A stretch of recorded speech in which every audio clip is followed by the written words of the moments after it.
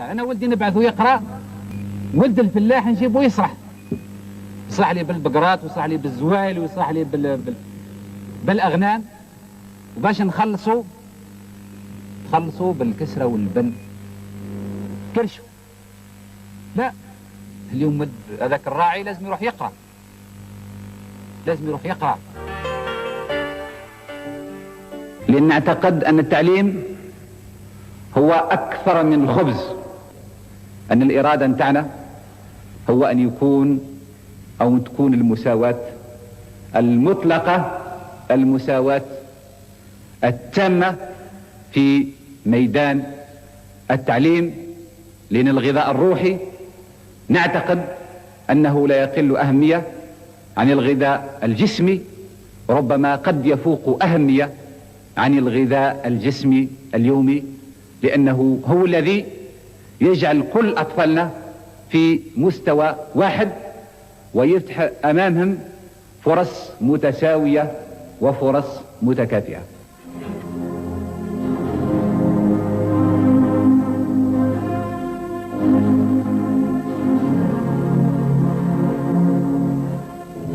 ديمقراطية التعليم، إعطاء التعليم الجزائري صبغة ديمقراطية حقيقية بتوفير الشروط اللازمة لأطفالنا كي يتعلموا ويبلغوا جميع المراحل نتاع التعليم.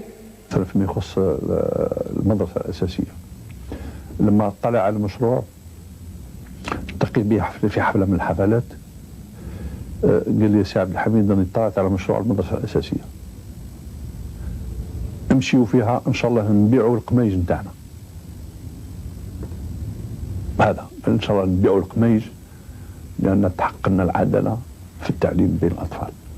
من المؤسف أن المدرسة الأساسية إذ ذاك قوبلت بالانتقاد أنها مدرسة مستوردة وأنها مدرسة يعني لائكية، والآن تنتقد لأنها مدرسة هيئة التطرف الديني والنشعة في الآخر، لكن اعتقادي أنها كانت حاجة اجتماعية، والأخ بومدين كان صائب لما سند هذا المشروع نتاع، وهو يدل على ملامح نتاعو.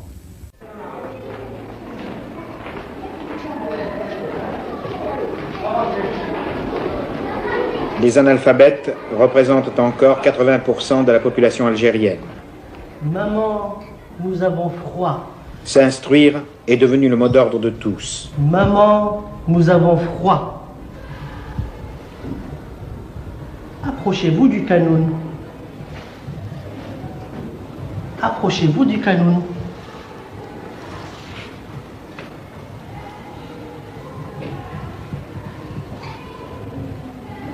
Le canon. Le canon. Qui a un canon à la maison? Moi, Shafik? moi j'ai un canon à la maison. Tu peux dire moi j'ai? Moi, Tu dis j'ai? j'ai un canon à la maison. Il y a une chose qui est très très frappante, c'est le nombre d'enfants qui fréquentent les écoles de la Casbah. Quel est le changement qui existe entre maintenant et avant l'indépendance dans la Casbah? Avant l'indépendance, ce qui est tout à fait normal, c'est que l'école, disons, était un peu réservée à une certaine catégorie de gens. C'est-à-dire D'abord, il y avait des fils des Français qui étaient là, plus certains enfants, des enfants de notables algériens qui ont soit collaboré avec les Français ici, rentrant en Algérie, etc. Et c'était une école aussi sélective. Oui. Je voudrais que vous nous expliquiez bien comment se fait la partition entre l'enseignement du français et l'enseignement de l'arabe dans l'enseignement primaire, oui. C'est-à-dire à votre niveau. À notre niveau, les enfants... Alors prenons un enfant qui entre dans cette école, comment ça se passe? Il rentre en première année. Oui. Il reçoit un enseignement uniquement en langue arabe. Et un enseignement qui dure pendant 4 heures. Pendant 4 heures, oui. Voilà. 4 heures par... Ça fait 20 heures par semaine. Ça fait 20 heures par semaine. Ça fait 5 jours, 5 fois 4, 20. Alors, en deuxième année, c'est la même chose. Il reçoit également un enseignement en arabe. En troisième année, Là, il y a une nouveauté, c'est-à-dire qu'on introduit la langue française. C'est-à-dire en troisième année, ils ont quel âge en troisième année? Ils ont 7 ans, 8 ans comme en France. Même chose. C'est la même chose. C'est l'ancien CE1, C'est l'ancien l'ancien CE1, cours élémentaire première année, Ouais, oui. qu'on appelle ici maintenant troisième année. Tandis qu'ils abordent la langue française pour la première fois. Ils ont déjà un bagage en arabe. Et là, en français, il y a une nouveauté aussi. On introduit aussi le calcul. C'est-à-dire qu'ils font le calcul en arabe et en français. C'est-à-dire, en arabe, c'est la leçon proprement dite, mais en français, on leur apprend le vocabulaire de base.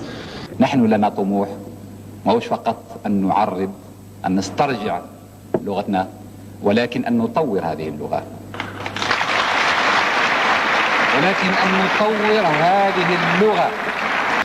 Nous avons commencé par insister dans le cadre de cette révolution culturelle sur le problème de la langue nationale, sur le problème de l'arabisation. Et je crois que cela est normal dans un pays où la langue nationale a été longtemps combattue, considérée comme langue étrangère. Et pendant les années de lutte, lorsqu'on nous interrogeait sur les objectifs essentiels de la révolution algérienne, nous répondions la révolution agraire, c'est-à-dire la récupération de la terre algérienne par les Algériens, et l'arabisation, c'est-à-dire la récupération de l'âme algérienne par les Algériens. Et cette arabisation, nous l'avons commencé par le commencement, c'est-à-dire dans l'enseignement primaire. Jusqu'en 62, l'enfant algérien qui avait la chance d'aller à l'école primaire n'apprenait que le français. Et s'il avait la chance, la deuxième chance, d'accéder au lycée, il se voyait poser la question suivante: quelle est la langue étrangère que vous voulez apprendre, l'allemand, l'anglais ou l'arabe? Il était donc tout à fait naturel que cette langue nationale prenne la place qui doit lui revenir, à la fois dans l'enseignement, dans la vie, dans l'administration.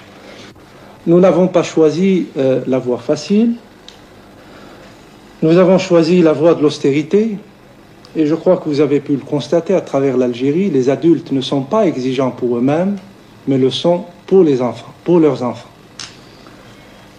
Ce qui explique l'attachement du peuple algérien à ce problème essentiel de la scolarisation, de la démocratisation de l'enseignement. Et ce n'est pas par hasard que le gouvernement algérien ait décidé de consacrer le maximum d'efforts à la scolarisation de nos enfants. Et ce n'est pas par hasard que le taux de scolarisation, qui était de 14% à la veille de l'indépendance, est atteint aujourd'hui plus de 70%.